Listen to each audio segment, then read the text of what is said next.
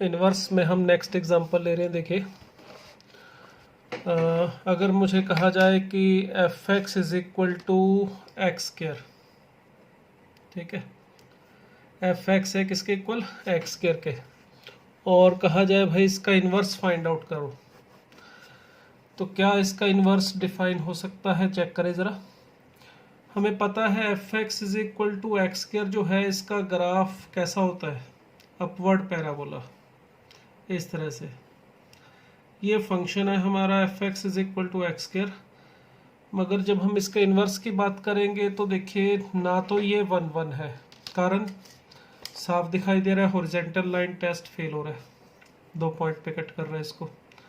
दूसरी बात इसकी अगर हम रेंज देखें तो 0 टू इनफाइनाइट जा रही है, और अगर फंक्शन की कोडोमेन नहीं दे रखी हो तो हम आर मानते हैं, तो इस केस में कोडोमेन है हमारी आर, ठीक है, कोडोमेन आर है हमारी, और वो रेंज के इक्वल नहीं है, ठीक है, क्योंकि रेंज जो है हमारी इस केस में वो 0 टू इनफाइनाइट है, तो कुछ भी नहीं है, ना तो ये फंक्शन 1 1 है और ना ही ऑन टू है। तो इसलिए हम इस केस में अगर सिंपल ये बोला जाए f x is equal to x square, तो हम कहेंगे कि इट इज़ नॉट इन्वर्टेबल, इसका इन्वर्स एग्जिस्ट नहीं करेगा, ठीक है। बट अगर मैं काम करूं, ऐसे लिखूं f x is equal to x square, इसमें मैं पूरा ग्राफ ना लेके सिर्फ इसका आधा हिस्सा लूं। आधा हिस्सा कौन सा? या तो इधर वाला 0 से आगे का या 0 से पीछे का। अगर मैं इसको इस तरह से लेता हूँ, ये हिस्सा ले लूँ 0 से इनफाइनाइट का। चलो एक काम करते हैं, दोनों केसेस बात कर लेते हैं। अगर हम ये वाला हिस्सा ले 0 से पीछे का, तो इन दोनों केसेस में ये वाला केस अगर लो, इसमें मैं डोमेन 0 टू इनफाइनाइट ले लूँ, तो देखिए हमने 0 से आगे का हिस्सा लिया। इसको टुकड़े को लेने से देखिए एक समस्या तो खत्म हो गई, 1 1 हो गया।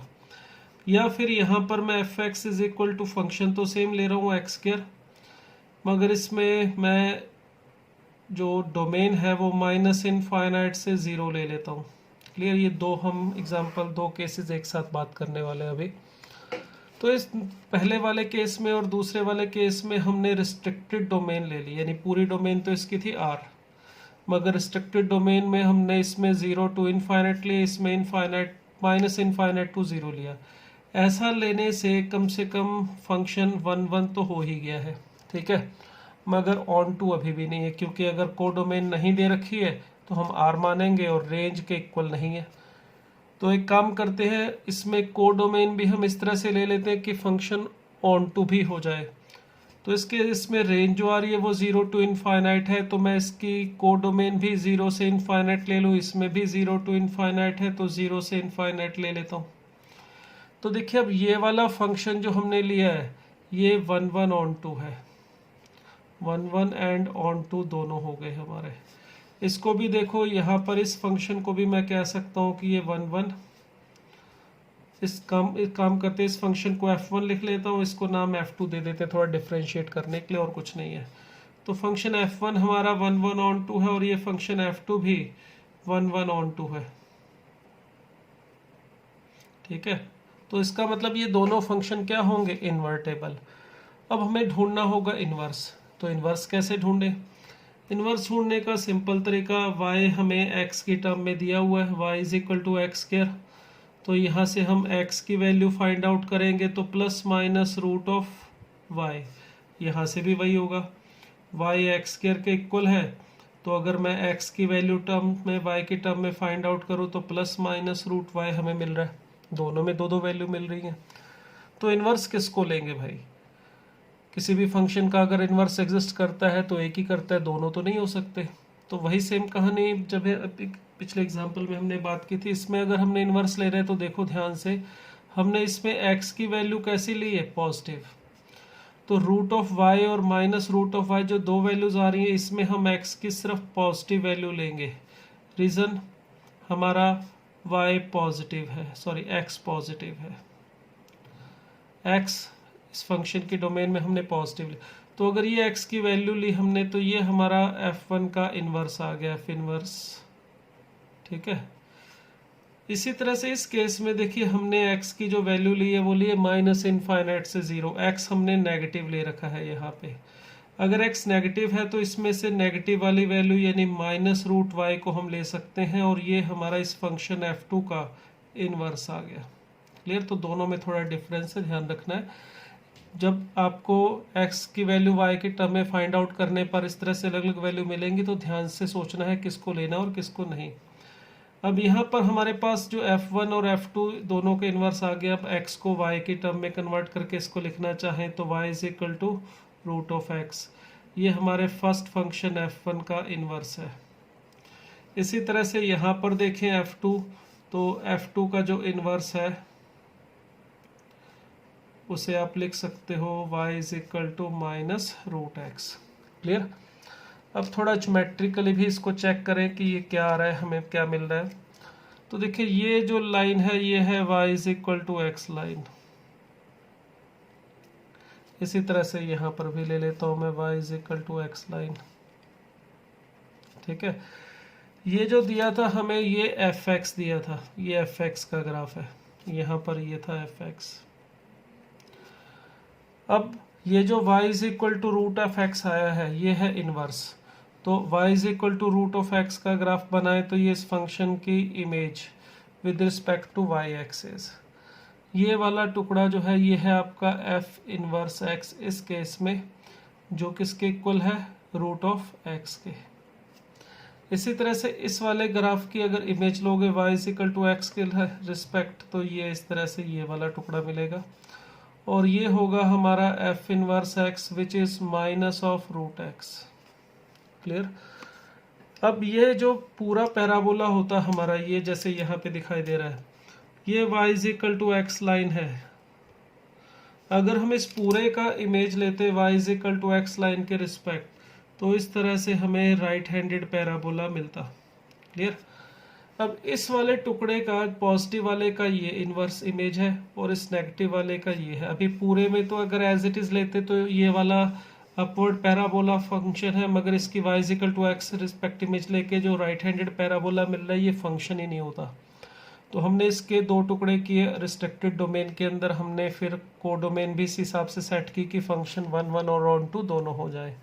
तो इस तरह से ये फंक्शन का इन्वर्स हम बना सकते हैं। ठीक है, अब इसी को यूज़ करके मैं एक और बढ़िया सा एग्जांपल ले रहा हूँ। देखिए यहाँ पर तो हमें बोला गया था चलो इन्वर्स ढूंढो, मगर अभी हम एग्जांपल कर रहे हैं जिसमें हम एप्लीकेशन की बात करेंगे, इन्वर्स की एप्लीकेशन की बात। मतलब हमें यहाँ पे ऐसा कुछ लिखा नहीं होगा कि फंक्शन का इन्वर्स फाइंड आउट करो, मगर पहले एग्जांपल देख लो फिर उसके बाद मैं और बताता हूँ। ये एग्जांपल है, हमें कह दिया है इस इक्वेशन को सॉल्व करना है 2x² - 5x + 2 = दिस। ठीक है, अब इसको सॉल्व कैसे करें?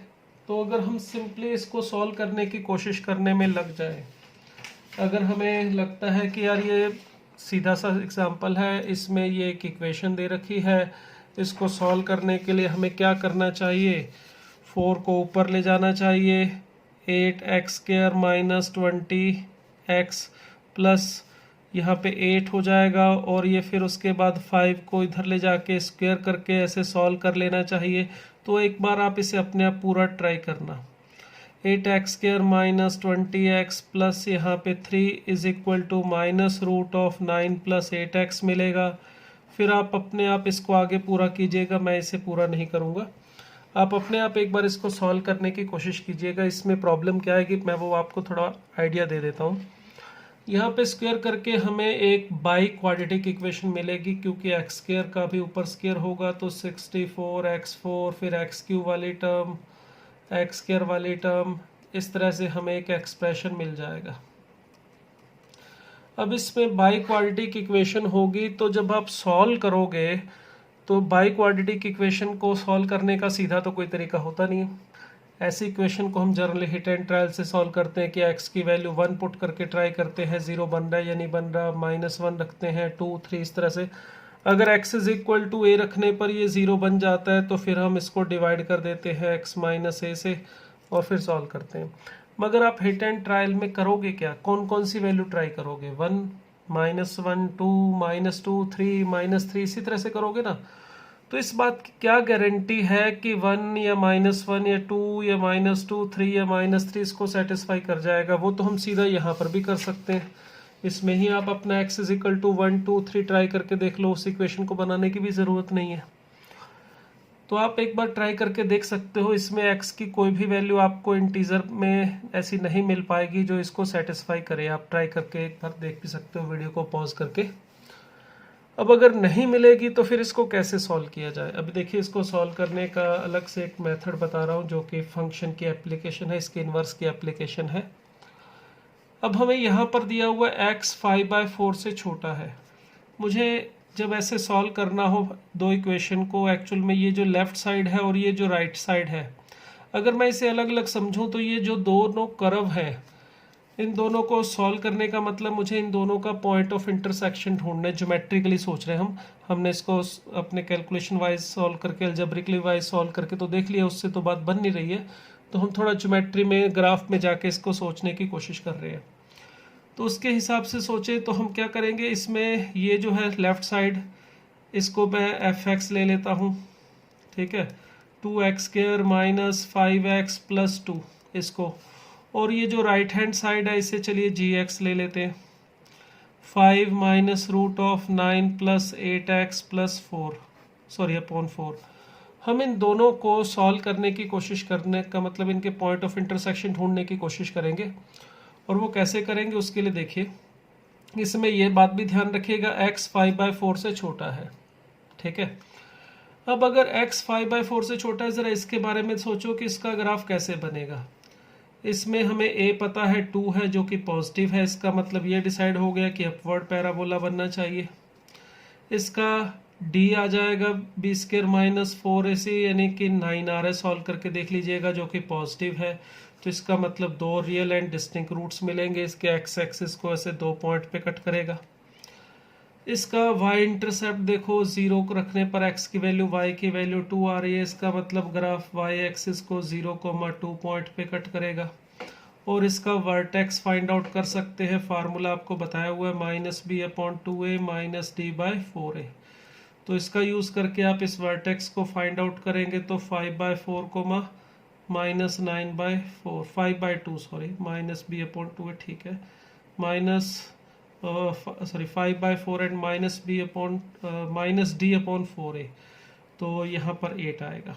तो लीजिए, ये हमने ग्राफ बना लिया इसका।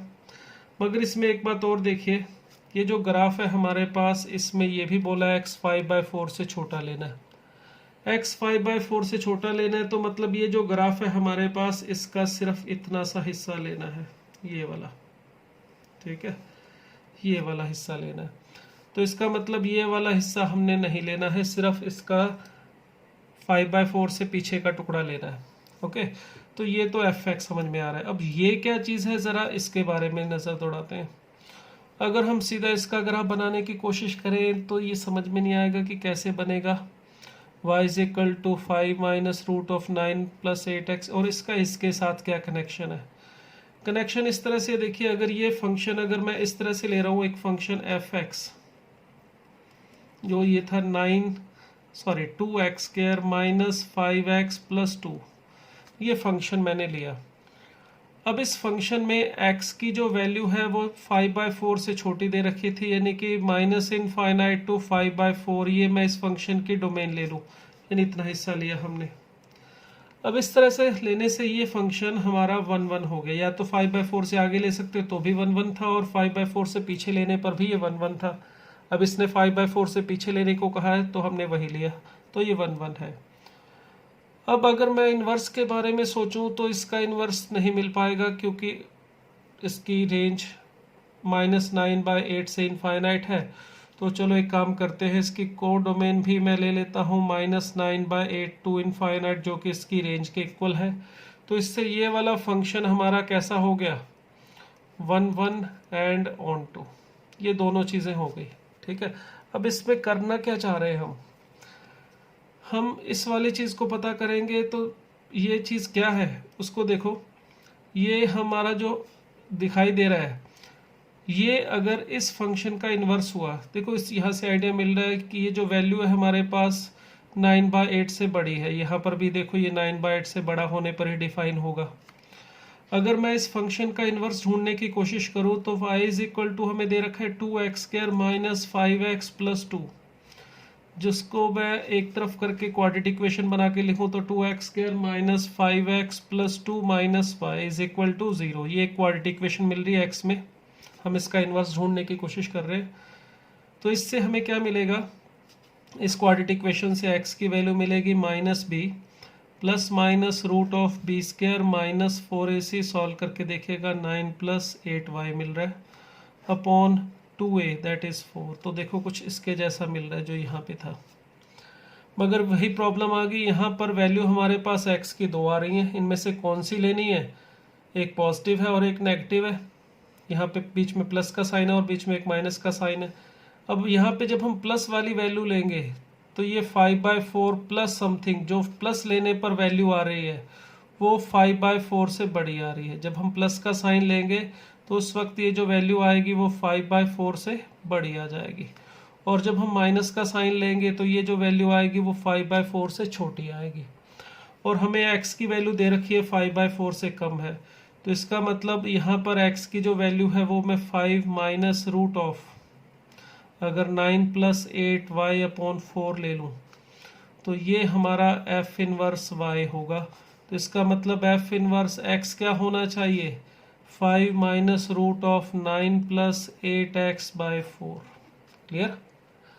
तो क्या मतलब हुआ यहाँ पे, ये जो हमें स्टार्टिंग में इक्वेशन दे रखी थी, ये इसको सॉल्व करने का मतलब हमें क्या करना है, ये साइड जो है हमारी लेफ्ट हैंड साइड, ये f ऑफ x है, ये f ऑफ x है, और इज इक्वल टू में जो दिखाई दे रहा है वो f इनवर्स x है। तो इसका मतलब हमारी इक्वेशन जो हमें दे रखी थी वो एक्चुअल में कैसी इक्वेशन थी, fx is equal to f inverse x। तो हमें क्या करना है, fx और f इनवर्स x का पॉइंट ऑफ इंटरसेक्शन ढूंढना है। तो पॉइंट ऑफ इंटरसेक्शन ढूंढना है, वो कैसे ढूंढेंगे, अब यहाँ पे एक और ट्रिक काम करेगी, ध्यान से समझिएगा। यहाँ तक उम्मीद है क्लियर हो गया होगा। ये fx जो हमने लिया इस पर्टिकुलर डोमेन और इस कोडोमेन के हिसाब से 1 1 ऑन 2 था, तो हमने इसका इन्वर्स फाइंड आउट किया अभी तक, और वो यही वाला फंक्शन मिल रहा है जो इज इक्वल टू में दे रखा था। अब चलिए इसमें आगे बात करते हैं। हमारी इक्वेशन थी उसको मैं लिख रहा हूँ यहाँ पर दोबारा। हमारी जो इक्वेशन थी वो इक्वेशन थी 2x² minus 5x plus 2 is equal to 5 minus root of 9 plus 8x by 4। और हमने अभी भी पता किया कि अगर ये fx है तो ये f इनवर्स x है, तो हमें fx और f इनवर्स x को इक्वेट करके सॉल्व करना है। मतलब हमें fx का और f इनवर्स x का point of intersection find out करना है। ये भी मेंशन किया हुआ है कि x 5/4 से छोटा है। ठीक है, अब चलिए थोड़ा ग्राफ में चलते हैं। हमने अभी अभी fx का ग्राफ बनाया था, वो वैसे पूरा पैराबोला बना था, मगर वो पैराबोला तब था जब हमने सभी वैल्यू x के लिए अगर 5/4 से छोटा लिया, तो हमारे पास जो fx का ग्राफ था वो कुछ इस तरह से आ रहा था। ये पॉइंट हमारा 5/4 माइनस 9/8 इसका वर्टेक्स था। ठीक है, ये वाला पॉइंट 0,2 है, और ये इस तरह से आधा हिस्सा हमने लिया था। क्लियर। अब अगर हमने इसका इन्वर्स लेना है तो हमें पता है ज्योमेट्रिकली किसी भी फंक्शन का जो इन्वर्स होता है वो क्या होता है, इस line y is equal to x के अबाउट इसकी इमेज। अब इसकी इमेज कैसे लेंगे उसके बारे में बात करते हैं। देखिए y is equal to x line के रिस्पेक्ट इमेज लेने का मतलब x को y में और y को x में बदल दो। तो ये वाला पॉइंट 5/4 माइनस 9/8, ये वाला पॉइंट कहाँ पर आना चाहिए, ये वाला पॉइंट आना चाहिए, उल्टा कर दो इसको, माइनस 9/8 5/4 पे। जो पॉइंट यहाँ पर है वो एज इट इज रहेगा, और ये पॉइंट 0,2 है तो कहाँ चला जाएगा, 2,0 पे। तो इन पॉइंट्स को अगर हम इसी तरह से ऐसे मिला दें तो ये जो पिंक कलर में ग्राफ बनाया है हमने, ये इस फंक्शन का इन्वर्स है, इसकी इमेज है y is equal to x line के रिस्पेक्ट। ये f इनवर्स x है और ये हमारा fx था। ठीक है, और हमें ढूंढना क्या है, ये वाला पॉइंट, इन दोनों का पॉइंट ऑफ इंटरसेक्शन। तो इस पॉइंट के कोऑर्डिनेट ढूंढने हैं। क्लियर। अब इसमें एक बात नोटिस कीजिए कि जो fx और f इनवर्स x है वो एक दूसरे को जहाँ पे कट कर रहे हैं, fx और y is equal to x भी एक दूसरे को उसी पॉइंट पे कट कर रहे हैं। मतलब ये हुआ, मैं ये बोल सकता हूँ कि solution of equation fx is equal to f inverse x is same as the solution of equation fx is equal to x। मतलब y is equal to fx और y is equal to f inverse x जिस point पे cut करते हैं उसी point पे fx और ये वाला y is equal to x एक दूसरे को कट करते हैं। तो हमें अगर इस पिंक और ब्लू वाले ग्राफ का पॉइंट ऑफ इंटरसेक्शन ढूंढना, उसकी बजाय इस ब्लैक और ब्लू वाले ग्राफ का पॉइंट ऑफ इंटरसेक्शन ढूंढ सकते हैं, वो सेम होगा।